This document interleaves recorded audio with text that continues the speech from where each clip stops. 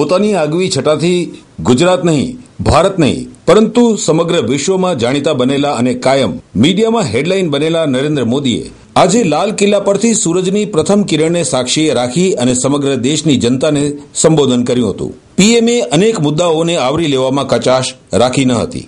એમણે સંબોધનમાં કયા મુદ્દાને આવરી લીધા એ પહેલા એમની લાલ કિલ્લામાં એન્ટ્રી, એ છટાથી એમનું નિરીક્ષણ, ભારતના વડાપ્રધાનના ઇતિહાસમાં ડોક્યુ કરતા ઇતિહાસ કહી શકાય તેવી મૌલિક ભાષાની ઘટના, બુલેટ પ્રૂફ આડાશ અને ઉપર છત્રીનો ઉપયોગ ન કરીને પીએમ મોદીએ આ તમામ નાની મોટી ઘટનાઓને લઈને મીડિયા માટે અનેક ચર્ચાનું કેન્દ્ર બન્યા. તો વિરોધીઓના મોઢે તાળા મારી દીધા હતા. નરેન્દ્ર મોદીએ પોતાના સંબોધનમાં કહ્યું હતું કે તમે 14 કલાક કામ કરશો તો હું 15 કલાક કામ કરીશ. મારવાવાળા કરતા બચાવવાવાળો મોટો હોય છે. હું પ્રધાનમંત્રી નહીં પરંતુ પ્રધાન સેવક છું. ગરીબીને હરાવવાના સંકલ્પને વ્યક્ત કરતા દેશના વિકાસ માટે નવી સંસ્થાની જરૂર છે. નવા રંગરૂપ સાથે, નવી આત્મા, નવા વિચાર અને વિશ્વાસ સાથે લાલ કિલ્લા પર વિરોધીઓના મોઢા બંધ કરી દીધા હતા. 125 કરોડ દેશવાસીઓનો ઉલ્લેખ કરી આ આક્ષેપનો છેદ ઉડાડ્યો હતો. સાથે ગાંધીજીના સ્વચ્છ ભારતના નિર્માણના સ્વપ્નમાં યુવાનોને સહયોગ આપી સ્વચ્છ રાષ્ટ્ર રાખવા અપીલ કરી હતી. છેલ્લે પોતાનું સ્વપ્ન ડિજિટલ ઇન્ડિયાનું છે. ઝીરો ઇફેક્ટ અને ઝીરો ડિફેક્ટનો લક્ષ્યાંક રાખવો છે. સમગ્ર વિશ્વને રોકાણ કરવા માટે આમંત્રણ આપવાનું છે. ફાર્માસ્યુટિકલથી લઈ ઓટોમોબાઈલ સુધી મેડ ઇન ઇન્ડિયાનું સ્વપ્ન જોતા હોવાની વાત પ્રધાનમંત્રીએ કરી હતી. જ્યારે પડોશી રાષ્ટ્ર પાકિસ્તાન, ચીન, બાંગ્લાદેશ, શ્રીલંકાને જાણે કહેતા હોય તેમ કહેતા જાણે મારી કાપીને આજ દિન સુધી કોઈ દેશનું ભલું થયું નથી તેમ જણાવ્યું હતું. યોજના આયોગનું નવીનીકરણ થશે. સાંસદો 1 વર્ષ સુધી તેમના ફંડનો ઉપયોગ ટોયલેટ બનાવવા પાછળ ખર્ચ કરે. 11 ઓક્ટોબરે જયપ્રકાશ નારાયણ એટલે કે જેપીના જન્મદિવસે આદર્શ ગ્રામ યોજનાની જાહેરાત કરાશે. 5 વર્ષમાં દેશમાં હરિયાળી ક્રાંતિ ફેલાશે. દરેક સાંસદ એ 2016 સુધીમાં આદર્શ ગામ બનાવવાનો સંકલ્પ સાંસદ દ્વારા બનાવવાનું જાહેર કરાયું છે. જોકે સંબોધનમાં આ કરેલી જાહેરાતો વચ્ચે ચૂટકી ભરવાનું છોડ્યું ન હતું અને પહેલા દેશની છાપ એક મદારી દેશ તરીકે હતી. આજે વિશ્વભરમાં ભારતની ચર્ચા થાય છે. કાયમ વિવાદમાં રહેતા અને બિન સાંપ્રદાયિક ન હોવાના વિરોધીઓના આક્ષેપને ઝેલતા નરેન્દ્ર મોદીએ ઉદ્બોધનમાં વારંવાર 125 કરોડ દેશવાસીઓનો ઉલ્લેખ કર્યો હતો. કડક અને એગ્રેસિવ ઇમેજ ધરાવતા મોદીએ આજે ભાષણમાં પોતાના વ્યક્તિત્વના તમામ પાસાને ઉજાગર કર્યા હતા. અંતમાં સાર્ક દેશોને સંગઠિત થઈ નવી દિશા અને નવી તાકાત સાથે આગળ આવવાની વાત કરી હતી. જય હિન્દ. देश का 68वां स्वाधीनता दिवस, उत्साह और उल्लास का माहौल, प्रधानमंत्री का उद्बोधन के लिए आगमन. Prime Minister at the central dais. Police सम्मान गार्ड, राष्ट्रीय सलाम, सलामत, सास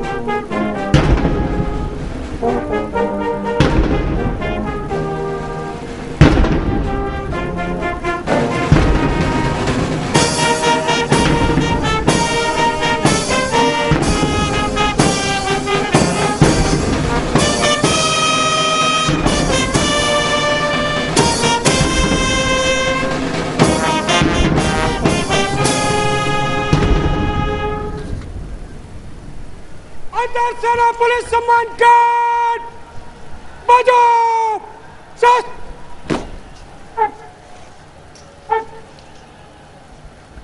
अंतर सेना पुलिस सम्मान गार्ड, बगाल, शस्त्र,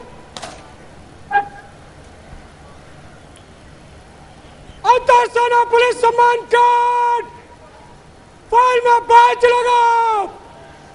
बाप मुठ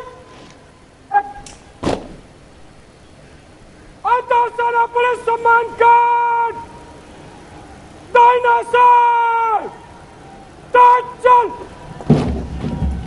माननीय प्रधानमंत्री अब राष्ट्रीय सलामी गारद लाल किले की प्राचीर के सामने से प्रस्थान करते हुए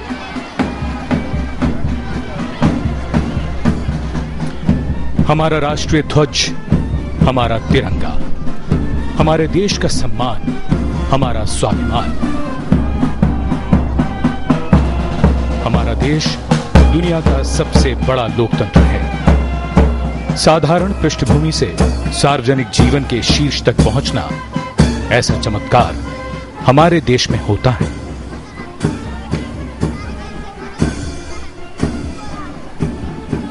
और अब कुछ ही क्षणों में प्रधानमंत्री नरेंद्र मोदी राष्ट्र को संबोधित करेंगे।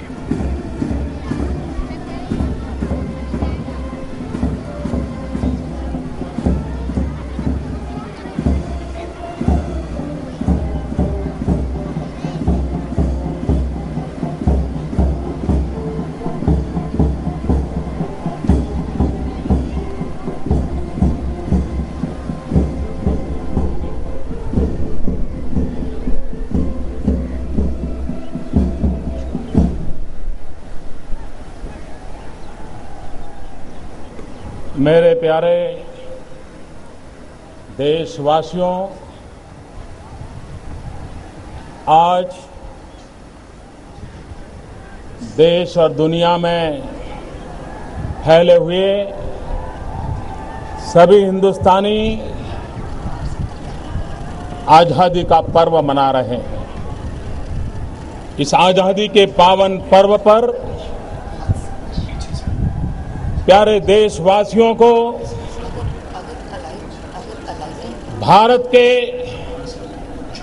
प्रधान सेवक की अनेक अनेक शुभकामनाएं।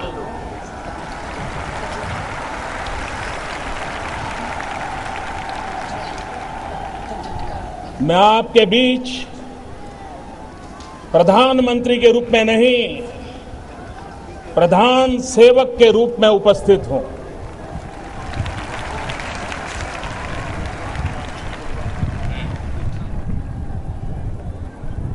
देश के आजादी का जंग कितने वर्षों तक लड़ा गया, कितनी पीढ़ियां खप गई, अनगिनत लोगों ने बलिदान दिए, जवानी खपा दी, जेल में जिंदगी गुजार दी। देश की आजादी के लिए मर मिटने वाले, समर्पित उन सभी आजादी के सिपाहियों को मैं शत शत वंदन करता हूं, नमन करता हूं।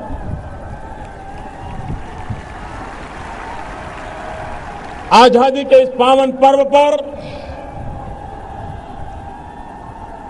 भारत के कोटि कोटि जनों को भी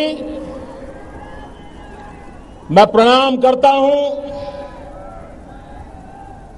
और आजादी के जंग के लिए जिन्होंने कुर्बानियां दी, उनका पुण्य स्मरण करते हुए हम आजादी के इस पावन पर्व पर मां भारती के कल्याण के लिए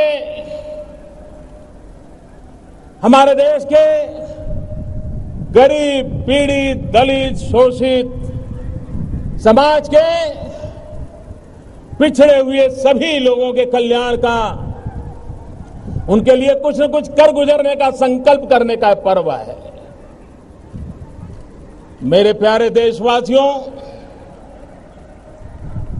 राष्ट्रीय पर्व राष्ट्रीय चरित्र को निखारने का एक अवसर होता है। राष्ट्रीय पर्व से प्रेरणा लेकर के भारत के राष्ट्रीय चरित्र जन जन का राष्ट्रीय चरित्र जितना अधिक निखरे, जितना अधिक राष्ट्र के लिए समर्पित हो, हर कार्यकलाप राष्ट्रहित की कसौटी पर कसे जाए, अगर उस प्रकार का जीवन जीने का हम संकल्प करते हैं तो आजादी का पर्व भारत को नई ऊंचाइयों पर ले जाने का एक प्रेरणा पर्व बन सकता है। मेरे प्यारे देशवासियों, यह देश राजनेताओं ने नहीं बनाया है, यह देश शासकों ने नहीं बनाया है, यह देश सरकारों ने भी नहीं बनाया है। यह देश हमारे किसानों ने बनाया है, हमारे मजदूरों ने बनाया है, हमारी उन माताओं बहनों ने बनाया है, हमारे उन नौजवानों ने बनाया है, हमारे देश के ऋषियों मुनियों ने, आचार्यों ने, शिक्षकों ने, वैज्ञानिकों ने, समाज सेवकों ने पीढ़ी दर पीढ़ी कोटि कोटि जनों की तपस्या से आज ये राष्ट्र यहां पहुंचा है। देश के लिए जीवन भर साधना करने वाले ये सभी पीढ़ियां, सभी महानुभाव अभिनंदन के अधिकारी हैं। ये भारत के संविधान की शोभा है, भारत के संविधान का सामर्थ्य है कि छोटे से नगर का गरीब परिवार का एक बालक आज लाल किले की प्राचीर से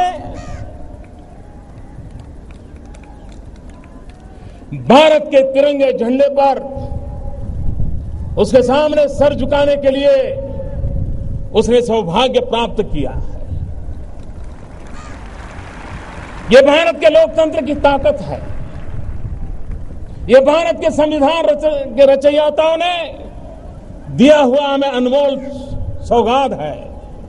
मैं भारत के संविधान के निर्माताओं को इस पर नमन करता हूं। भाइयों बहनों, आजादी के बाद देश आज जहां पहुंचा है उसमें इस देश के सभी प्रधानमंत्रियों का योगदान है, इस देश की सभी सरकारों का योगदान है, इस देश के सभी राज्यों की सरकारों का भी योगदान है। मैं वर्तमान भारत की उस ऊंचाई पर ले जाने का प्रयास करने वाले सभी पूर्व सरकारों को, सभी पूर्व प्रधानमंत्रियों को, उनके सभी कामों को जिसने कारण राष्ट्र का गौरव बढ़ा है, उन सब के प्रति इस पल आदर का भाव व्यक्त करना चाहता हूं। मैं आभार की अभिव्यक्ति करना चाहता हूं।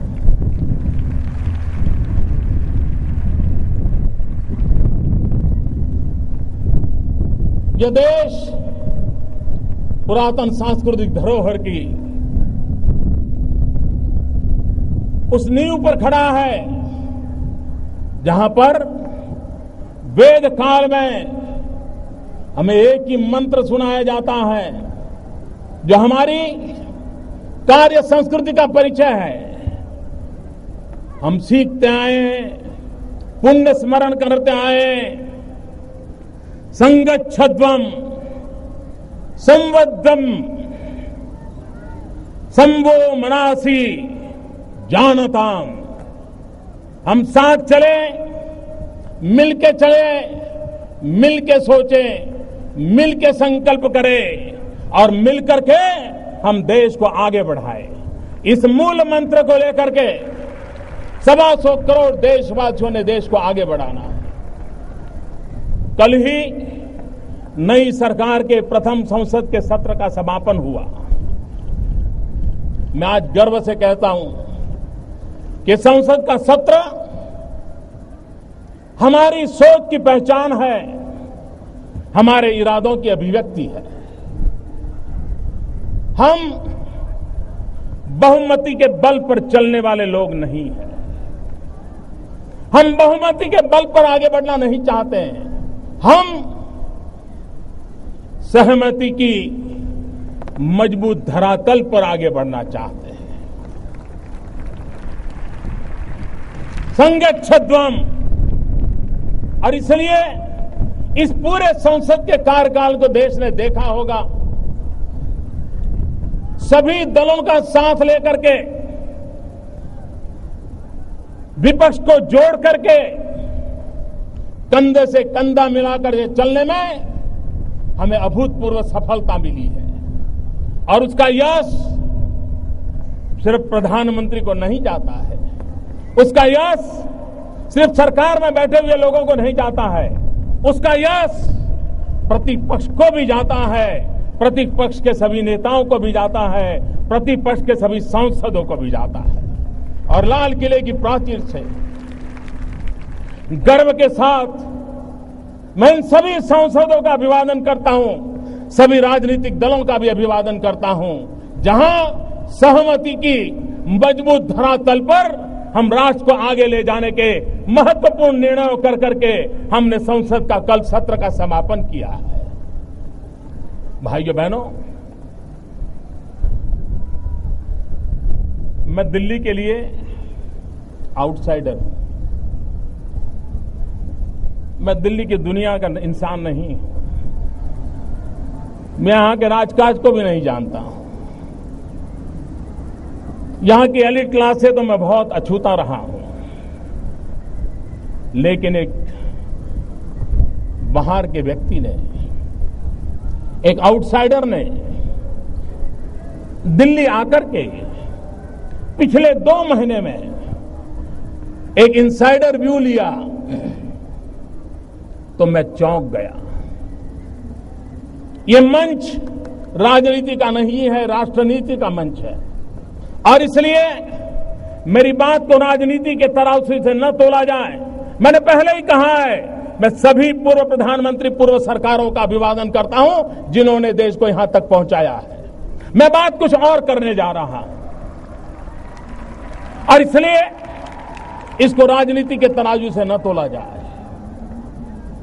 मैंने जब दिल्ली आकर के एक इनसाइडर व्यू देखा तो मैंने अनुभव किया, मैं चौंक गया।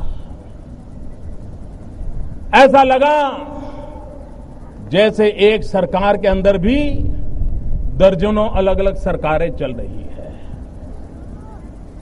हर एक की जैसे अपनी अपनी जागीरें बनी हुई हैं। मुझे बिखराव नजर आया, मुझे टकराव नजर आया। एक डिपार्टमेंट दूसरे डिपार्टमेंट से भीड़ रहा है और यहां तक भीड़ रहा है कि सुप्रीम कोर्ट के दरवाजे खटखटा करके एक ही सरकार के 2 डिपार्टमेंट आपस में लड़ाई लड़ रहे हैं। ये बिखराव, ये टकराव, एक ही देश के लोग हम देश को कैसे आगे बढ़ा सकते हैं। और इसलिए मैंने कोशिश प्रारंभ की है उन दीवारों को गिराने की। मैंने कोशिश प्रारंभ की है, सरकार एक असेंबल एंटिटी नहीं बट एक ऑर्गेनिक यूनिटी बने, ऑर्गेनिक एंटिटी बने।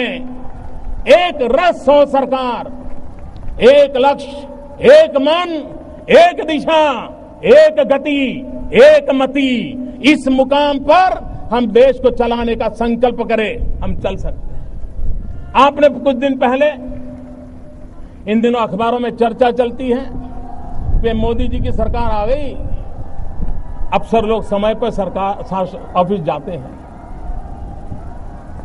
समय पर ऑफिस खुल जाती है, लोग पहुंच जाते हैं। मैं देख रहा था हिंदुस्तान के नेशनल न्यूज़पेपर कहे जाए, टीवी मीडिया कहा जाए, ये प्रमुख रूप से खबरें छप रही थी। सरकार के मुखिया के नाते तो मुझे आनंद आ सकता है कि देखो भाई, सब समय पे चलना शुरू होगा, सफाई होने लगी। लेकिन मुझे आनंद नहीं आ रहा था। मुझे पीड़ा हो रही थी, वो बात मैं आज पब्लिकली कहना चाहता हूं। इसलिए कहना चाहता हूं, क्या इस देश में सरकारी अफसर समय पर दफ्तर जाएं, ये कोई न्यूज होती है क्या? और अगर वो न्यूज बनती है तो हम कितने नीचे गए हैं, कितने गिरे हैं, इसका वो सबूत बन जाती है। और इसलिए भाइयों बहनों, सरकारें कैसे चली हैं? आज वैश्विक स्पर्धा में कोटि कोटि भारतीयों के सपनों को साकार करना होगा, तो ये होती है, चलती है से देश नहीं चल सकता है। जन सामान्य की आशा आकांक्षाओं की पूर्ति के लिए शासन व्यवस्था नाम का जो पुर्जा है, जो मशीन है, उसको और धारदार बनाना है, और तेज बनाना है, और गतिशील बनाना है। और उस दिशा में हम प्रयास कर रहे हैं। और मैं आपको विश्वास देता हूं मेरे देशवासियों, इतने कम समय से दिल्ली से बाहर से आया हूं, लेकिन मैं देशवासियों को विश्वास दिलाता हूं कि सरकार में बैठे हुए लोगों का सामर्थ्य बहुत है। चपरासी से लेकर कैबिनेट सेक्रेटरी तक हर कोई सामर्थ्यवान है, हर एक की एक शक्ति है, उसका अनुभव है। मैं उन शक्ति को जगाना चाहता हूं, मैं उस शक्ति को जोड़ना चाहता हूं, और उस शक्ति के माध्यम से राष्ट्र कल्याण की गति को तेज करना चाहता हूं, और मैं करके रहूंगा। ये हम पाके रहेंगे, हम करके रहेंगे, ये मैं देशवासियों को विश्वास दिलाना चाहता हूं। और ये मैं 16 मई को नहीं कह सकता था, लेकिन आज 2-2.5 महीने के अनुभव के बाद 15 अगस्त को तिरंगे झंडे की साक्ष के कह रहा हूं, ये संभव है, ये होके रहेगा। भाइयों बहनों, क्या देश हमारे जिन महापुरुषों ने आजादी दिलाई, क्या उनके सपनों का भारत बनाने के लिए हमारा भी कोई कर्तव्य है कि नहीं है? हमारा भी कोई राष्ट्रीय चरित्र है कि नहीं है? उस पर हमने गंभीरता से सोचने का समय आ गया है। भाइयों बहनों, कोई मुझे बताए कि हम जो भी कर रहे हैं, दिन भर शाम को कभी अपने आप को पूछा कि मेरे इस काम के कारण मेरे देश के गरीब से गरीब का भला हुआ कि नहीं हुआ? मेरे देश के हितों की रक्षा हुई कि नहीं हुई? मेरे देश के कल्याण के काम में आया कि नहीं आया? क्या 125 करोड़ देशवासियों का मंत्र नहीं होना चाहिए कि जीवन का हर कदम देश हित में होगा? दुर्भाग्य कैसा है, आज देश का एक ऐसा माहौल बना हुआ है, किसी से कोई भी काम लेकर के जाओ तो कहता है इसमें मेरा क्या, वहीं से शुरू करता है, इसमें मेरा क्या। और जब उसको पता चलेगा कि इसमें उसका कुछ नहीं है तो तुरंत बोलता है तो फिर मुझे क्या। ये मेरा क्या और मुझे क्या, इस दायरे से हमें बाहर आना है। हर चीज अपने लिए नहीं होती है, कुछ चीजें देश के लिए भी हुआ करती है। और इसलिए हमारे राष्ट्रीय चरित्र को हमने निखारना है। मेरा क्या, मुझे क्या, उससे ऊपर उठ करके देश हित के हर काम के लिए मैं आया हूं, मैं आगे हूं, ये भाव हमें जगाना है। भाइयों बहनों, आज जब हम बलात्कार की घटनाओं की खबरें सुनते हैं, हमारा माथा शर्म से झुक जाता है। लोग अलग अलग तर्क देते हैं, हर कोई मनोवैज्ञानिक बनकर के अपने बयान देता है, लेकिन भाइयों बहनों, मैं आज इस मंच से मैं उन माताओं और उनके पिताओं से पूछना चाहता हूं, हर मां बाप से पूछना चाहता हूं कि आपके घर में बेटी 10 साल की होती है, 12 साल की होती है, माँ और बाप चौकन्ने रहते, हर बार पूछते हैं कहां जा रही हो, कब आओगी, पहुंचने के बाद फोन करना। बेटी को तो सैकड़ों सवाल माँ बाप पूछते हैं, लेकिन क्या कभी माँ बाप ने अपने बेटे को पूछने की हिम्मत की है?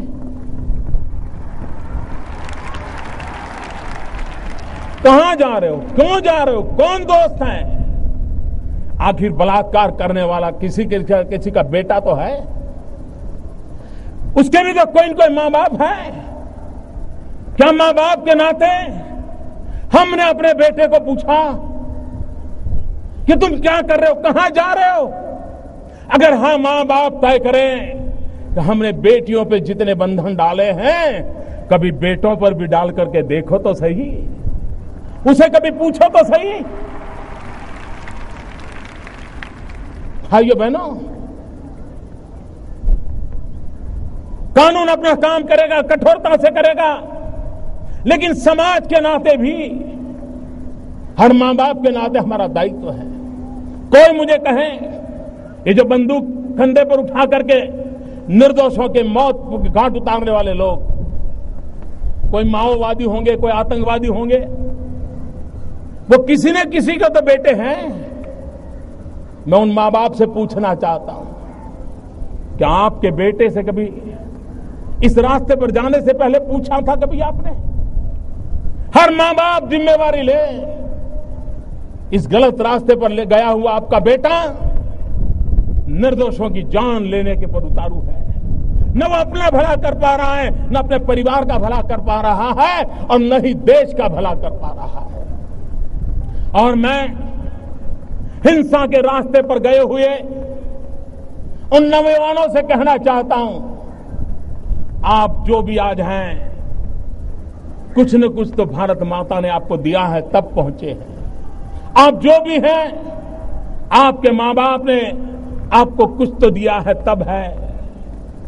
मैं आपसे पूछना चाहता हूं, कंधे पर बंदूक लेकर के आप धरती को लाल तो कर सकते हो, लेकिन कभी सोचो अगर कंधे पर हल होगा तो हरियाली धरती कितनी प्यारी लगेगी, कितनी प्यारी लगेगी। कब तक हम इस धरती को लहूलुहान करते रहेंगे? कब तक हम निर्दोषों की जान लेते रहेंगे? और हमने पाया क्या? हिंसा के रास्ते ने हमें कुछ नहीं दिया है। भाइयों बहनों, मैं पिछले दिनों नेपाल गया था। नेपाल में मैंने सार्वजनिक रूप से पूरे विश्व के आकर्षण करने वाली एक बात कही थी।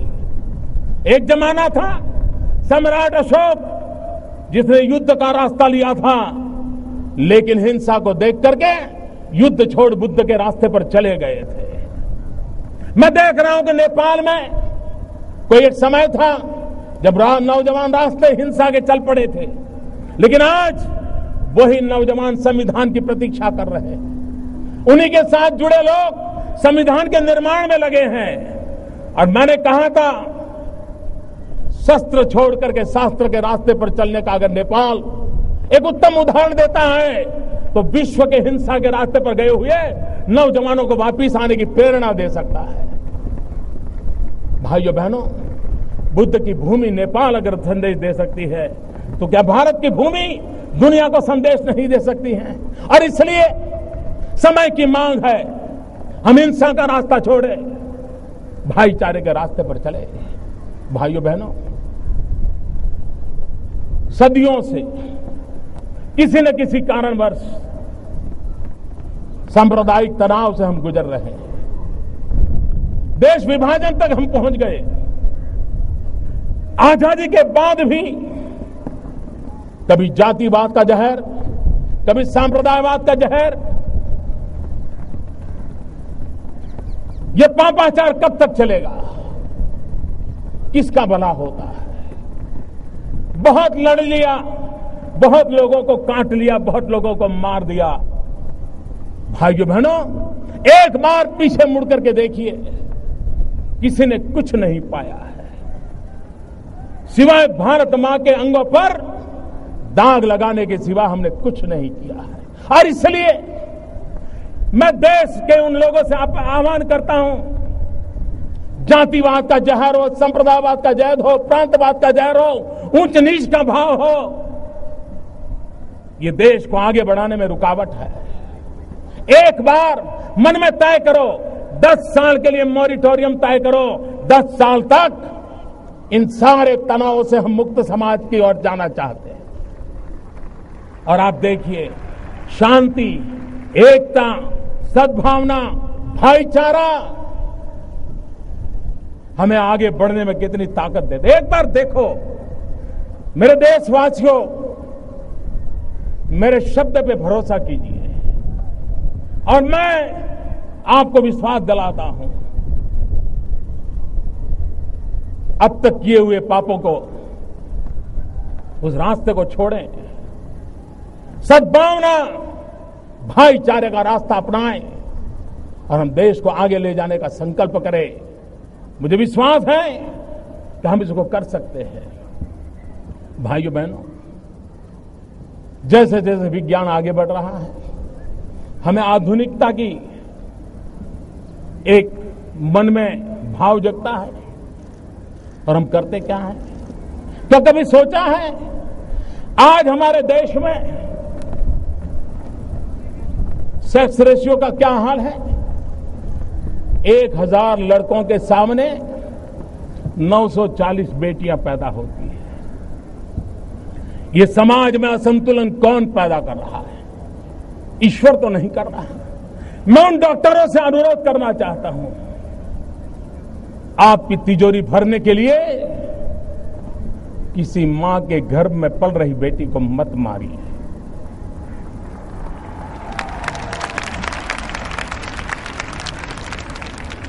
मैं उन माताओं बहनों को कहता हूं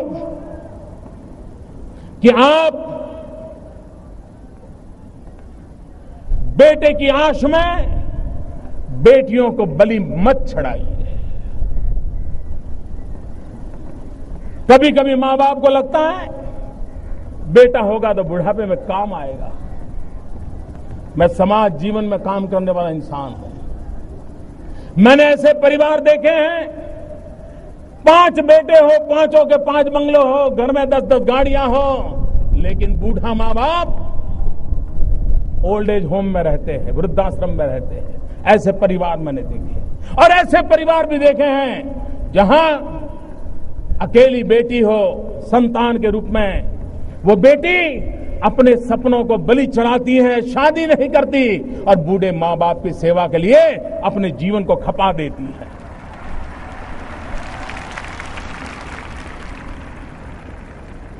यह असमानता, मां के घर में बेटियों की हत्या, ये 21वीं सदी के मानव का मन कितना कलुषित, कलंकित, कितना दाग भरा है, उसका प्रदर्शन कर रहा है। इससे हमें मुक्ति लेनी होगी और यही तो आजादी के पर्व का हमारे लिए संदेश है। अभी राष्ट्रमंडल के खेल हुए, भारत के खिलाड़ियों ने भारत को गौरव दिलाया है। करीब 64 जीतने हमारे खिलाड़ी मेडल लेके आए हैं, लेकिन उसमें 29 बेटियां हैं। गर्व करें और ताली बजाइए उन बेटियों के लिए।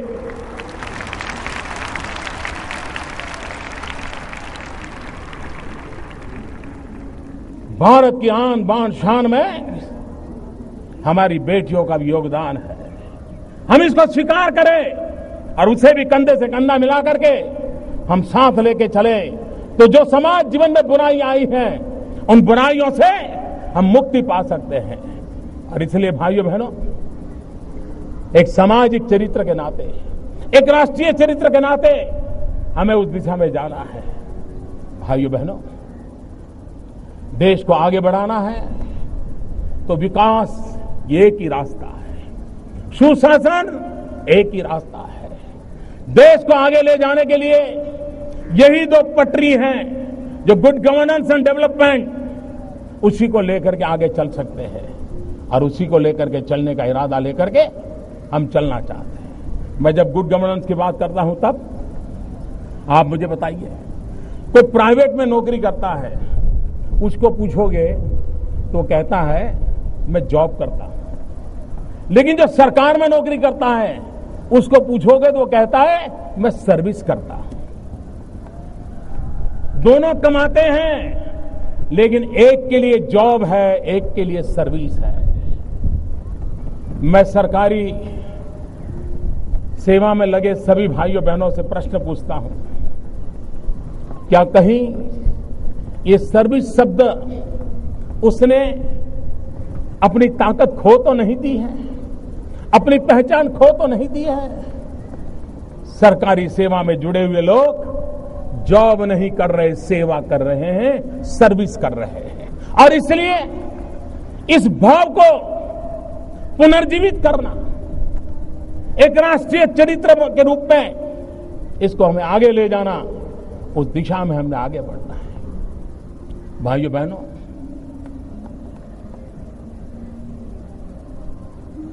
क्या देश के नागरिकों ने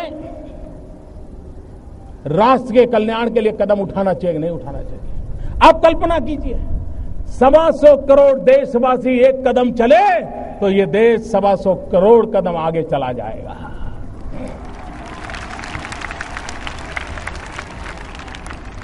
लोकतंत्र ये सिर्फ सरकारों चुनने का सीमित मायना नहीं है। लोकतंत्र 125 करोड़ नागरिक और सरकार कंधे से कंधा मिला करके देश की आशा आकांक्षाओं की पूर्ति के लिए काम करे, ये लोकतंत्र का फायदा है। हमें जनभागीदारी करनी है, पीपल्स प्राइवेट पार्टनरशिप के साथ में आगे बढ़ना है।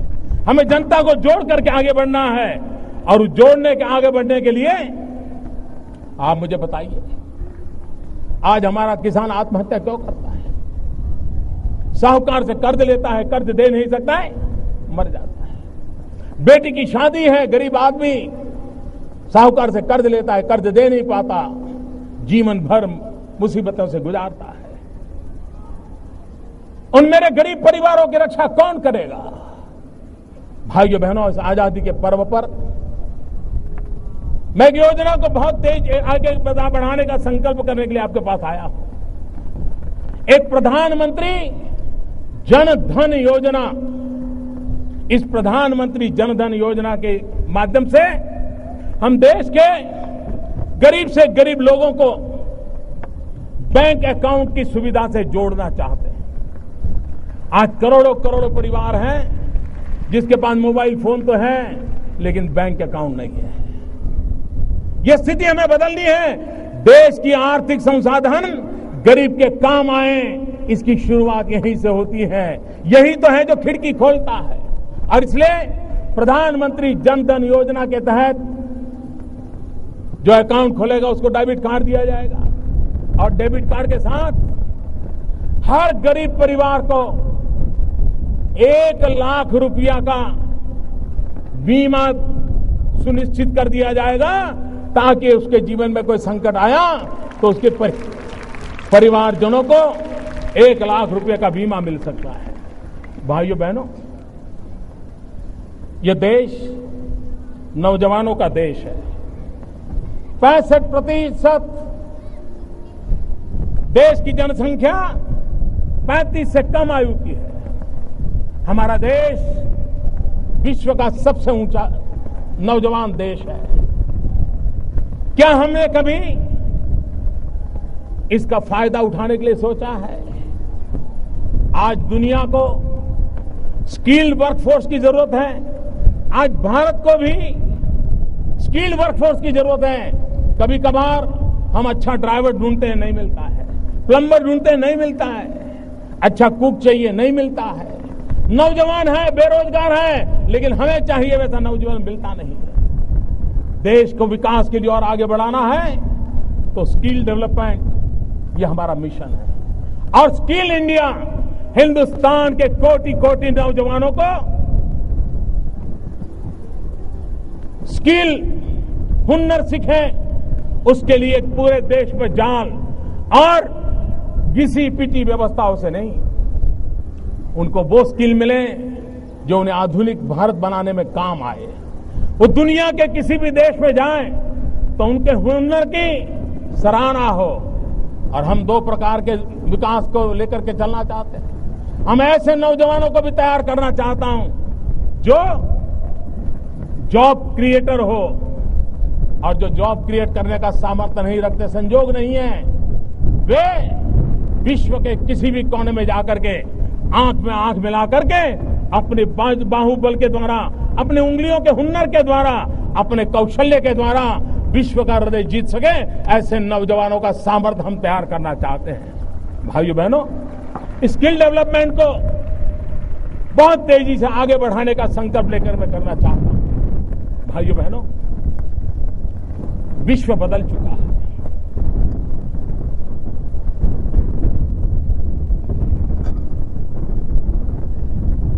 मेरे प्यारे देशवासियों, विश्व बदल चुका है। अब भारत अलग थलग अकेला या एक कोने में बैठकर अपना भविष्य तय नहीं कर सकता।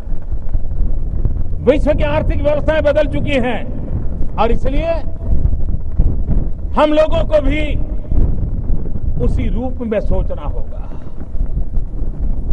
सरकार ने अभी कई फैसले लिए हैं, बजट में कुछ घोषणाएं की हैं, और मैं विश्व को आह्वान करता हूं, विश्व में पहुंचे हुए भारतवासियों को भी आह्वान करता हूं। आज अगर हमें नौजवानों को ज्यादा से ज्यादा रोजगार देना है तो हमें मैन्युफैक्चरिंग सेक्टर को बढ़ावा देना पड़ेगा। इंपोर्ट एक्सपोर्ट की जो स्थिति है उसको संतुलन पैदा करना हो तो हमें मैन्युफैक्चरिंग सेक्टर पे बल देना होगा। हमारे नौजवानों की जो विधा है, सामर्थ्य है, उसको अगर काम में लाना है तो हमें मैन्युफैक्चरिंग की ओर जाना पड़ेगा। और इसके लिए हिंदुस्तान की भी पूरी ताकत लगे, लेकिन विश्व की शक्तियों को भी हम निमंत्रण देते हैं। और इसलिए मैं आज लाल किले की प्राचीर से विश्व भर में लोगों से कहना चाहता हूं, कम मेक इन इंडिया, आइए हिंदुस्तान में निर्माण कीजिए। दुनिया के किसी भी देश में जाकर के बेचिए, लेकिन निर्माण यहां कीजिए, मैन्युफैक्चर यहां कीजिए। हमारे पास स्किल है, टैलेंट है, डिसिप्लिन है, कुछ कर गुजरने का इरादा है। हम विश्व को एक सानुकूल अवसर देना चाहते हैं कि आइए कम मेक इन इंडिया, और हम विश्व को कहें इलेक्ट्रिकल से लेकर के इलेक्ट्रॉनिक तक come make in India, chemicals के लेकर के फार्मास्यूटिकल तक come make in India, automobile से लेकर के एग्रो वैल्यू एडिशन तक come make in India, paper हो या plastic come make in India, सम सैटेलाइट हो या submarine come make in India. ताकत है हमारे देश में, आइए मैं निमंत्रण देता हूं। और भाइयों बहनों, मैं देश के नौजवानों को भी एक आह्वान करना चाहता हूं, विशेष करके उद्योग क्षेत्र में लगे हुए छोटे छोटे लोगों को आह्वान करना चाहता हूं। मैं देश के टेक्निकल एजुकेशन से जुड़े हुए नौजवानों को आह्वान करना चाहता हूं। जैसे मैं विश्व को कहता हूं मेक इन इंडिया, मैं देश के नौजवानों को कहता हूं, हमारा सपना होना चाहिए कि दुनिया के हर कोने में ये बात पहुंचनी चाहिए, मेड इन इंडिया। ये हमारा सपना होना चाहिए। क्या मेरे देश के नौजवान देश सेवा करने के लिए सिर्फ भगत सिंह की तरह फांसी पर ही लटकना अनिवार्य है? भाइयों बहनों, लाल बहादुर शास्त्री जी ने जय जवान जय किसान एक साथ मंत्र दिया था। जवान जो सीमा पर अपना सर दे देता है, उसी की बराबरी में जय जवान कहा था। क्यों? क्योंकि अन्न के भंडार भर करके मेरा किसान भारत मां की उतनी ही सेवा करता है जैसे जवान भारत मां की रक्षा करता है। ये भी देश सेवा है। अन्न के भंडार भरना ये भी किसान की सबसे बड़ी देश सेवा है। और तभी तो लाल बहादुर शास्त्री ने जय जवान जय किसान कहा था।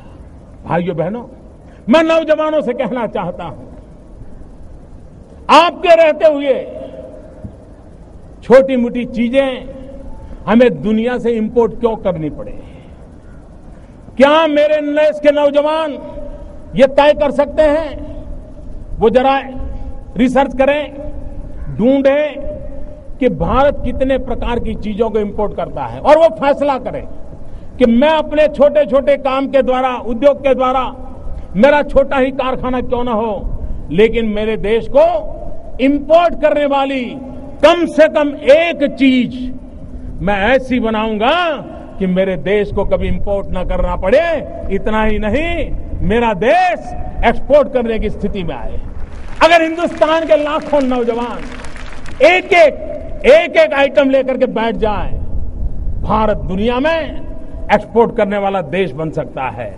और इसलिए मेरा आग्रह है नौजवानों से, विशेष करके छोटे मोटे उद्योगकारों से, दो बातों में कॉम्प्रोमाइज न करें। एक, जीरो डिफेक्ट, दूसरा जीरो इफेक्ट। हम वो मैन्युफैक्चरिंग करें जिसमें जीरो डिफेक्ट हो, ताकि दुनिया के बाजार से कभी वापिस ना आए, और हम वो मैन्युफैक्चरिंग करें जिससे जीरो इफेक्ट हो, पर्यावरण पर इसका कोई नेगेटिव इफेक्ट ना हो। जीरो डिफेक्ट, जीरो इफेक्ट के साथ मैन्युफैक्चरिंग सेक्टर का सपना लेकर के अगर हम आगे चलते हैं तो मुझे विश्वास है मेरे भाइयों बहनों कि जिस काम को लेकर के हम चल रहे हैं उस काम को पूरा करेंगे। भाइयों बहनों, पूरे विश्व में हमारे देश के नौजवानों ने भारत की पहचान को बदल दिया है। विश्व भारत को क्या जानता था? ज्यादा नहीं, अभी 25-30 साल पहले तक दुनिया के कई कोने से ऐसे थे जो हिंदुस्तान के लिए यही सोचते थे, तो ये तो सपेरों का देश है, ये सांप का खेल करने वाला देश है, काले जादू वाला देश है। भारत की सच्ची पहचान दुनिया तक पहुंची नहीं थी। लेकिन भाइयों बहनों, हमारे 20, 22, 24 साल के नौजवान जो कंप्यूटर पर उंगलियां घुमाते घुमाते दुनिया को चकित कर दिया। विश्व में भारत की एक नई पहचान बनाने का रास्ता हमारे आईटी प्रोफेशन के नौजवानों ने कर दिया। अगर ये ताकत हमारे देश में है, क्या देश के लिए हम कुछ सोच सकते हैं? और इसलिए हमारा सपना है डिजिटल इंडिया। जब मैं डिजिटल इंडिया कहता हूं तब ये बड़े लोगों की बात नहीं है, ये गरीब के लिए है। अगर ब्रॉडबैंड कनेक्टिविटी से हिंदुस्तान के गांव जुड़ते हैं और गांव के आखिरी छोर की स्कूल में अगर हम लॉन्ग डिस्टेंस एजुकेशन दे सकते हैं, आप कल्पना कर सकते हैं कि हमारे उन गांव के बच्चों को कितनी अच्छी शिक्षा मिलेगी। जहां डॉक्टर नहीं पहुंच पाते, अगर हम टेलीमेडिसिन का नेटवर्क खड़ा करें तो वहां पर बैठे हुए गरीब व्यक्ति को भी किस प्रकार की दवाई की दिशा में जाना, उसका स्पष्ट मार्गदर्शन मिल सकता है। सामान्य मानवीय की रोजमर्रा की चीजें आपके हाथ में मोबाइल फोन है। हिंदुस्तान के नागरिकों के पास बहुत बड़ी तादाद में मोबाइल कनेक्टिविटी है, लेकिन क्या ये मोबाइल गवर्नेंस की तरफ हम जा सकते हैं? अपने मोबाइल से वो बैंक अकाउंट ऑपरेट करे गरीब आदमी, वो सरकार से अपनी चीजें मांग सके, वो अपनी अर्जी पेश करे, अपना सारा कारोबार अपने चलते चलते मोबाइल गवर्नेंस के द्वारा कर सके। और ये अगर करना है तो हमें डिजिटल इंडिया की ओर जाना है, और डिजिटल इंडिया की तरफ जाना है तो इसके साथ हमारा ये भी सपना है कि हम आज बहुत बड़ी मात्रा में विदेशों से इलेक्ट्रॉनिक गुड इंपोर्ट करते हैं। आपको हैरानी होगी भाइयों बहनों, ये टीवी, ये मोबाइल फोन, ये आईपैड, ये जो इलेक्ट्रॉनिक गुड हम लाते हैं, देश के लिए पेट्रोलियम पैदाशों को लाना अनिवार्य है। डीजल और पेट्रोल लाते हैं, तेल लाते हैं, उसके बाद दूसरे नंबर पर हमारा इलेक्ट्रॉनिक गुड इंपोर्ट पर खड़ा हुआ है। अगर हम डिजिटल इंडिया का सपना लेकर के इलेक्ट्रॉनिक गुड के मैन्युफैक्चरिंग के लिए चल पड़े और हम कम से कम स्वनिर्भर बन जाए तो देश की तिजोरी को कितना बड़ा लाभ हो सकता है। और इसलिए हम इस डिजिटल इंडिया को लेकर के जब आगे चलना चाहते हैं तब ई गवर्नेंस, इजी गवर्नेंस है, इफेक्टिव गवर्नेंस है, और इकोनॉमिकल गवर्नेंस है। ई गवर्नेंस के माध्यम से गुड गवर्नेंस की ओर जाने का रास्ता है। कि एक जमाना तक कहा जाता था कि रेलवे देश को जोड़ती है, ऐसा कहा जाता था। मैं कहता हूं आज आईटी देश के जन जन को जोड़ने का ताकत रखती है और इसलिए हम डिजिटल इंडिया के माध्यम से आईटी के धरातल पर यूनिटी का मंत्र को साकार करना चाहते हैं। भाइयों बहनों, अगर हम इन चीजों को लेकर के चलते हैं तो मुझे विश्वास है कि डिजिटल इंडिया विश्व की बराबरी करने की एक ताकत के साथ खड़ा हो जाएगा। हमारे नौजवानों में वो सामर्थ्य है, उनको ये अवसर दे रहा है। भाइयों बहनों, हम टूरिज्म को बढ़ावा देना चाहते हैं। टूरिज्म से गरीब व्यक्ति को रोजगार मिलता है। चना बेचने वाला भी कमाता है, ऑटो रिक्शा वाला भी कमाता है, पकोड़े बेचने वाला भी कमाता है, अरे चाय बेचने वाला भी कमाता है। और जब चाय बेचने वाले की बात आती है तो मुझे जरा अपनापन महसूस होता है। टूरिज्म के कारण गरीब से गरीब व्यक्ति को रोजगार मिलता है, लेकिन टूरिज्म के अंदर बढ़ावा देने में भी और एक राष्ट्रीय चरित्र के रूप में भी हमारे सामने सबसे बड़ी रुकावट है हमारे चारों तरफ दिखाई दे रही गंदगी। क्या आजादी के बाद, इतने सालों के बाद, 21वीं सदी के 1.5 दशक के दरवाजे पर खड़े हैं, तब क्या अब भी हम गंदगी में जीना चाहते हैं? मैंने यहां सरकार में आकर के पहला काम सफाई का शुरू किया। लोगों को आश्चर्य हुआ, क्या ये प्रधानमंत्री का काम है? लोगों को लगता होगा प्रधानमंत्री के लिए छोटा काम होगा, मेरे लिए बहुत बड़ा काम है। सफाई करना ये बहुत बड़ा काम है। क्या हमारा देश स्वच्छ नहीं हो सकता है? अगर 125 करोड़ देशवासी तय कर लें कि मैं कभी गंदगी नहीं करूंगा, तो दुनिया की कौन सी ताकत है जो हमारे शहर गांव को आकर के गंदा कर सके? क्या इतना सा संकल्प नहीं कर सकते? भाइयों बहनों, 2019 में महात्मा गांधी के 150वीं जयंती आ रही है। महात्मा गांधी की 150वीं जयंती हम कैसे मनाएं? महात्मा गांधी जिन्होंने में आजादी दी, इतना बड़े देश को दुनिया के अंदर इतना सम्मान दिलाया, वो महात्मा गांधी को हम क्या दें? भाइयों बहनों, महात्मा गांधी को सबसे प्रिय था सफाई, स्वच्छता। क्या हम तय करें कि 2019 जब महात्मा गांधी की 150वीं जयंती बनाएंगे, हमारा गांव, हमारा शहर, हमारा गली, हमारा मोहल्ला, हमारी स्कूल, हमारे मंदिर, हमारी अस्पताल, सभी क्षेत्र गंदगी का नामो निशान नहीं रहने देंगे। ये सरकार से होता नहीं है, जन भागीदारी से होता है और ये काम हम सबको मिलकर के करना है। भाइयों बहनों, 21वीं सदी में हम जी रहे हैं। क्या कभी हमारे मन को पीड़ा हुई? आज भी हमारी माताओं बहनों को खुले में शौच के लिए जाना चाहते हैं। डिग्निटी ऑफ विमेन, क्या ये हम सबका दायित्व नहीं है? बेचारी गांव की मां बहनें अंधेरे का इंतजार करती हैं, जब तक अंधेरा नहीं जाता है वो शौच के लिए नहीं जा पाती है। उसके शरीर को कितनी पीड़ा हो गई होगी, कितनी बीमारियों की जड़ें उसमें से शुरू होती होगी। क्या हमारी मां बहनों की इज्जत के लिए हम कम से कम शौचालय का प्रबंध नहीं कर सकते हैं? भाइयों बहनों, किसी को लगेगा कि 15 अगस्त का इतना बड़ा महोत्सव बहुत बड़ी बड़ी बातें करने का अवसर होता है। भाइयों बहनों, बड़ी बातों का महत्व है, घोषणाओं का भी महत्व है, लेकिन कभी कभी घोषणाएं ऐषणाएं जगाती हैं और जब घोषणाएं परिपूर्ण नहीं होती हैं तब समाज निराशा की गर्त में डूब जाता है। और इसलिए हम उन बातों को ही कहने के पक्षदार हैं जिसको हम अपने देखते देखते पूरा कर पाए। और इसलिए मैं कहता हूं, भाइयों बहनों, आपको लगता होगा क्या लाल किले से सफाई की बात करना, लाल किले से टॉयलेट की बात बताना, ये कैसा प्रधानमंत्री है? भाइयों बहनों, मैं नहीं जानता हूं मेरी कैसी आलोचना होगी, इसे कैसे लिया जाए, लेकिन मैं मन से मानता हूं। मैं गरीब परिवार से आया हूं, मैंने गरीबी देखी। और गरीब को इज्जत मिले, इसकी शुरुआत यहीं से होती है। और इसलिए स्वच्छ भारत का एक अभियान इसी 2 अक्टूबर से मुझे आरंभ करना है और 4 साल के भीतर भीतर हम इस काम को आगे बढ़ाना चाहते हैं। और एक काम तो मैं आज ही शुरू करना चाहता हूं, और वो है हिंदुस्तान की सभी स्कूलों में टॉयलेट हो, बच्चियों के लिए अलग टॉयलेट हो, तभी तो हमारी बच्चियां स्कूल छोड़ करके भागेगी नहीं। और मैं एमपी लेड फंड का जो उपयोग कर रहे हैं हमारे सांसद, उनसे आग्रह करता हूं 1 साल के लिए आपका धन स्कूलों में टॉयलेट बनाने के लिए खर्च कीजिए।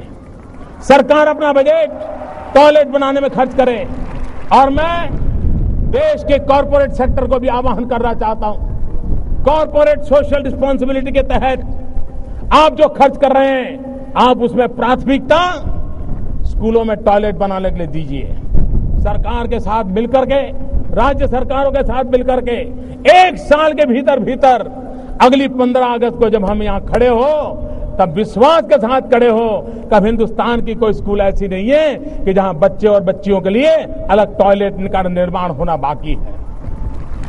भाइयों बहनों, अगर हम सपने लेकर के चलते हैं तो सपने पूरे भी होते हैं। मैं आज एक विशेष बात और करना चाहता हूं।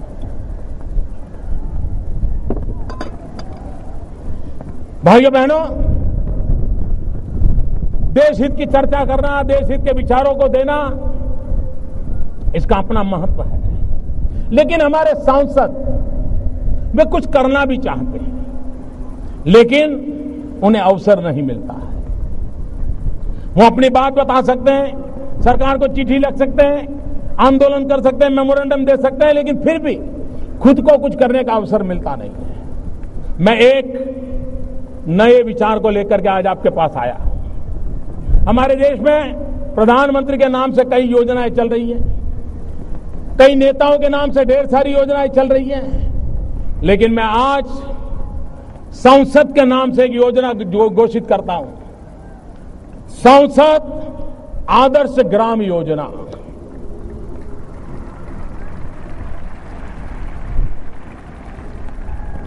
हम कुछ पैरामीटर तय करेंगे और मैं सांसदों से आग्रह करता हूं कि वो अपने इलाके में 3000 से 5000 के बीच का कोई भी गांव पसंद कर ले और कुछ पैरामीटर तय हो, वहां की स्थल काल परिस्थिति के अनुसार, वहां की शिक्षा, वहां का स्वास्थ्य, वहां की सफाई, वहां के गांव का माहौल, गांव में ग्रीनरी, गांव का मेलजोल, कई पैरामीटर अपन तय करेंगे।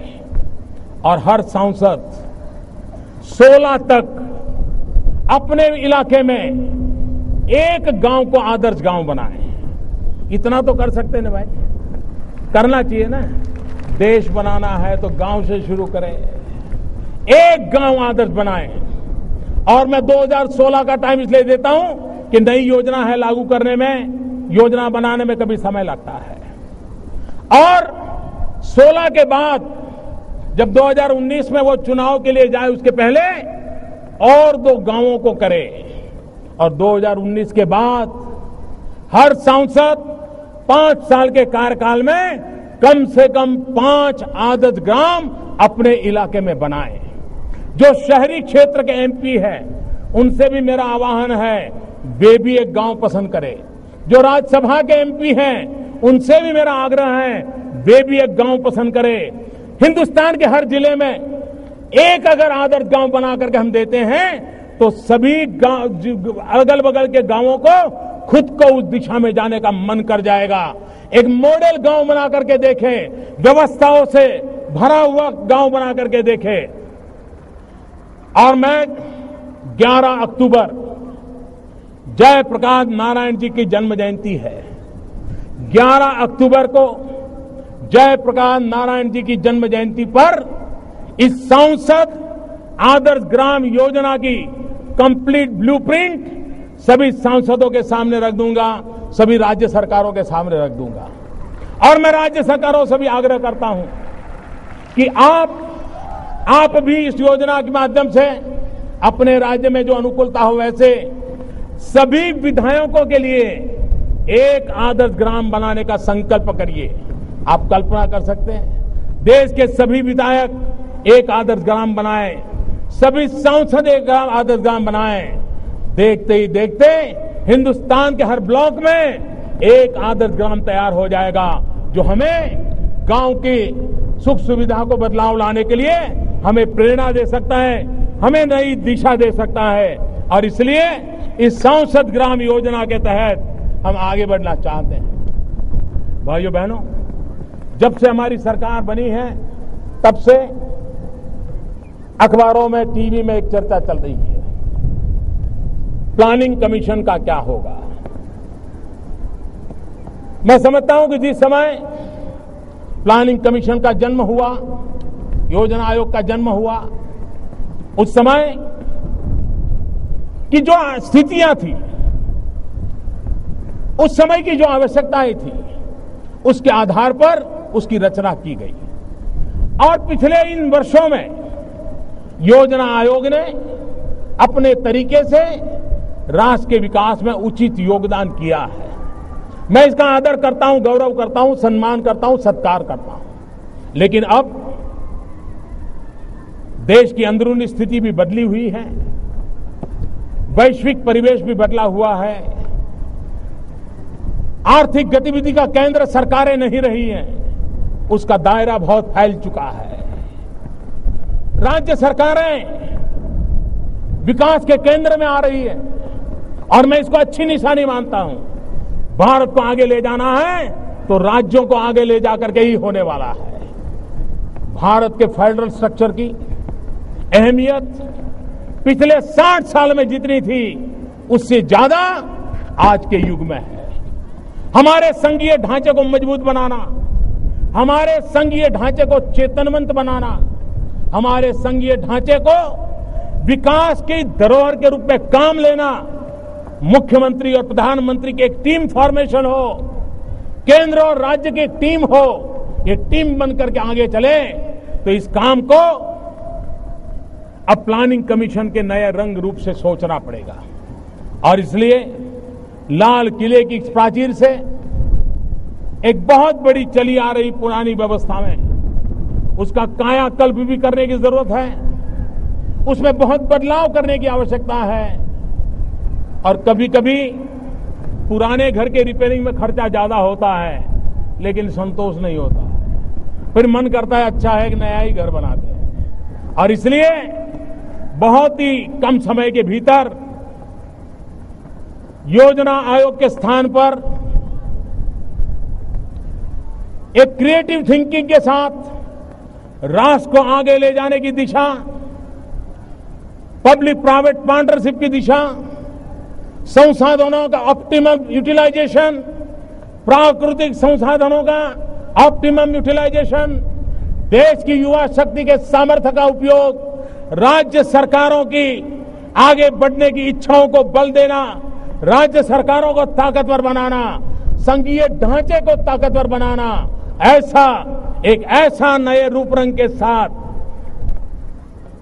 नया शरीर, नई आत्मा के साथ, नई सोच के साथ, नई दिशा के साथ, नए विश्वास के साथ एक नए इंस्टीट्यूशन को हम निर्माण करेंगे। और बहुत ही जल्द योजना आयोग की जगह पर ये नई इंस्टीट्यूट काम करे, उस दिशा में हम आगे बढ़ने वाले हैं। भाइयों बहनों, आज 15 अगस्त महर्षि अरविंद का भी जन्म जयंती का पर्व है। महर्षि अरविंद ने एक क्रांतिकारी से निकल करके योग गुरु की अवस्था को प्राप्त किया था। उन्होंने भारत के भाग्य के लिए कहा था कि मुझे विश्वास है भारत की दैविक शक्ति, भारत की आध्यात्मिक विरासत विश्व कल्याण के लिए अहम भूमिका निभाएगा। इस प्रकार के भाव महर्षि अरविंद ने व्यक्त किए थे। मेरी महापुरुषों की बातों में बड़ी श्रद्धा है, मेरी त्यागी तपस्वी ऋषि और मुनियों की बातों में बड़ी श्रद्धा है। और इसलिए मुझे आज लाल किले की प्राचीर से स्वामी विवेकानंद जी के वो शब्द याद आ रहे हैं, जब स्वामी विवेकानंद जी ने कहा था कि मैं मेरी आंखों के सामने देख रहा हूं। विवेकानंद जी के शब्द थे, मैं मेरी आंखों के सामने देख रहा हूं कि फिर एक बार मेरी भारत माता जाग उठी है, मेरी भारत माता जगत गुरु के स्थान पर विराजमान होगी। हर भारतीय मानवता के कल्याण के काम आएगा। ये भारत की विरासत विश्व के कल्याण के लिए काम आएगी। ये शब्द स्वामी विवेकानंद जी ने अपने तरीके से कहे थे। भाइयों बहनों, विवेकानंद जी के शब्द कभी असत्य नहीं पुरवार हो सकते। स्वामी विवेकानंद जी के शब्द भारत को जगत गुरु देखने का उनका सपना, उनकी दीर्घ दृष्टि, उस सपने को पूरा करना हम लोगों का कर्तव्य है। दुनिया का ये सामर्थ्यवान देश, प्रकृति से हरा भरा देश, नौजवानों का देश आने वाले दिनों में विश्व के लिए बहुत कुछ कर सकता है। भाइयों बहनों, लोग विदेश की नीतियों के संबंध में चर्चा करते हैं। मैं साफ मानता हूं, भारत की विदेश नीति के कई आयाम हो सकते हैं, लेकिन एक महत्वपूर्ण बात है जिस पर मैं अपना ध्यान केंद्रित करना चाहता हूं। क्या हम आजादी की जैसे लड़ाई लड़े, मिलजुल करके लड़े थे? तब तो हम अलग नहीं थे, हम साथ साथ थे। कौन सी सरकार हमारे साथ थी? कौन से शस्त्र हमारे पास थे? एक गांधी थे, सरदार थे और लक्षावधि स्वतंत्र सेनानी थे, और इतनी बड़ी सल्तनत थी। और सल्तनत के सामने हम आजादी का जंग जीते कि नहीं जीते, विदेशी ताकतों को परास्त किया कि नहीं किया, भारत छोड़ने के लिए मजबूर किया कि नहीं किया? हम ही तो थे, हमारे ही तो पूर्वज थे जिन्होंने ये सामर्थ्य दिखाया था। समय की मांग है, सत्ता के बिना, शासन के बिना, शस्त्र के बिना, साधनों के बिना भी इतनी बड़ी सल्तनत को हटाने का काम अगर हिंदुस्तान की जनता कर सकती है, तो हम भाइयों बहनों क्या गरीबी को हटा नहीं सकते? क्या हम गरीबी को परास्त नहीं कर सकते? क्या हम गरीबी के खिलाफ लड़ाई जीत नहीं सकते? मेरे 125 करोड़ मेरे प्यारे देशवासियों, आओ आओ हम संकल्प करें, हम गरीबी को परास्त करें, हम विजय श्री को प्राप्त करें, भारत से गरीबी का उन्मूलन हो, उस सपनों को लेकर के हम चले। और पड़ोसी देशों के पास भी यही तो समस्या है। क्यों न हम सार्क देशों के सभी साथी दोस्त मिलकर के गरीबी के खिलाफ लड़ाई लड़ने का की योजना न बनाएं, हम मिलकर के लड़ाई लड़ें, गरीबी को परास्त करें। एक बार देखें तो सही, मरने मारने की दुनिया को छोड़ करके जीवित रखने का आनंद क्या होता है। यही तो भूमि है जहां सिद्धार्थ के जीवन की घटना थी। एक पंछी को एक भाई ने तीर मार दिया और एक दूसरे भाई ने तीर निकाल करके बचा लिया। मां के पास गए, पंछी किसका, हंस किसका? मां ने पूछा, मारने वाले का, बचाने वाला? मां ने कहा बचाने वाले का। मारने वाले से बचाने वाले की ताकत और होती है, और वही तो आगे जाकर के बुद्ध बन जाता है, वही तो आगे जाकर के बुद्ध बन जाता है। और इसलिए मैं पड़ोस के देशों से मिलजुल करके गरीबी के खिलाफ लड़ाई के लड़ने के लिए सहयोग चाहता हूं, सहयोग करना चाहता हूं। और हम मिलकर के, सार्क देश मिलकर के हम दुनिया में अपनी अहमियत खड़ी कर सकते हैं, हम दुनिया में एक ताकत बन के उभर सकते हैं। आवश्यकता है हम मिलजुल करके चले, गरीबी से लड़ाई जीतने का सपना लेकर के चले, कंधे से कंधा लेकर के चले। मैं भूटान गया, नेपाल गया, सार्क देशों के सभी महानुभाव शपथ समारोह में आए। एक बहुत अच्छी शुभ शुरुआत हुई है, सुनिश्चित रूप से अच्छे परिणाम मिलेंगे, मेरा विश्वास है। और देश और दुनिया में भारत की सोच हम देशवासियों का भला करना चाहते हैं और विश्व के कल्याण में काम आ सके, ऐसा हिंदुस्तान हाथ फहराना चाहता है। इन सपनों को लेकर के पूरा करके आगे बढ़ने का हम प्रयास कर रहे हैं। भाइयों बहनों, आज 15 अगस्त को देश के लिए कुछ न कुछ करने का संकल्प लेकर के चलेंगे। हम देश के लिए काम आए, देश को आगे बढ़ाने का संकल्प लेकर चलेंगे। और मैं आपको विश्वास दिलाता हूं भाइयों बहनों, मैं मेरे सरकार के साथियों को भी कहता हूं, अगर आप 12 घंटे काम करोगे तो मैं 13 घंटे करूंगा, अगर आप 14 घंटे काम करोगे तो मैं 15 घंटे करूंगा। क्यों? क्योंकि मैं प्रधानमंत्री नहीं, प्रधान सेवक के रूप में आपके बीच आया हूं। मैं शासक के रूप में नहीं, सेवक के रूप में सरकार लेकर के आया हूं।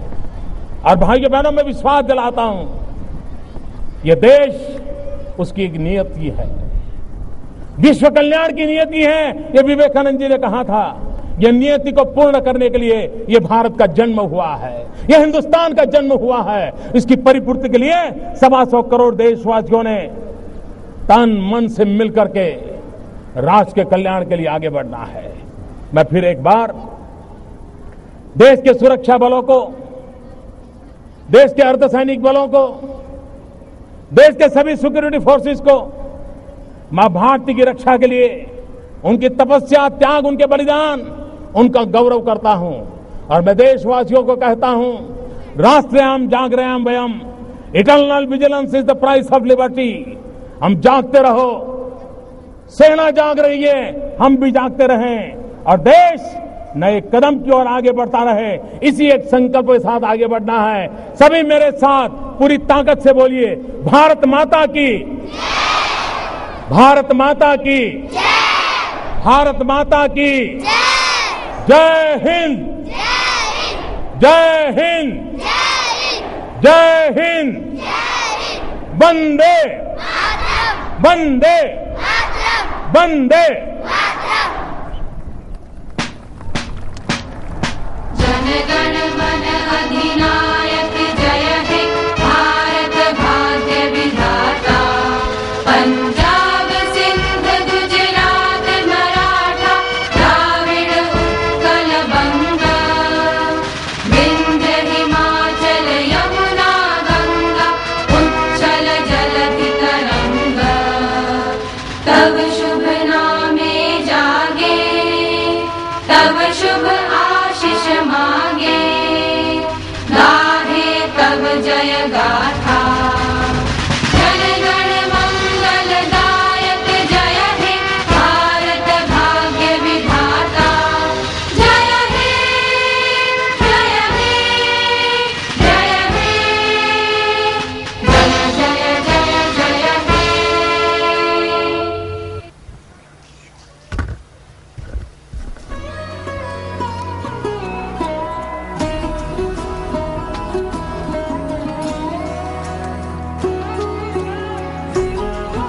Prime Minister Narendra Modi in his maiden Independence Day address to the nation, sharing his thoughts on how India needs to grow from strength to strength.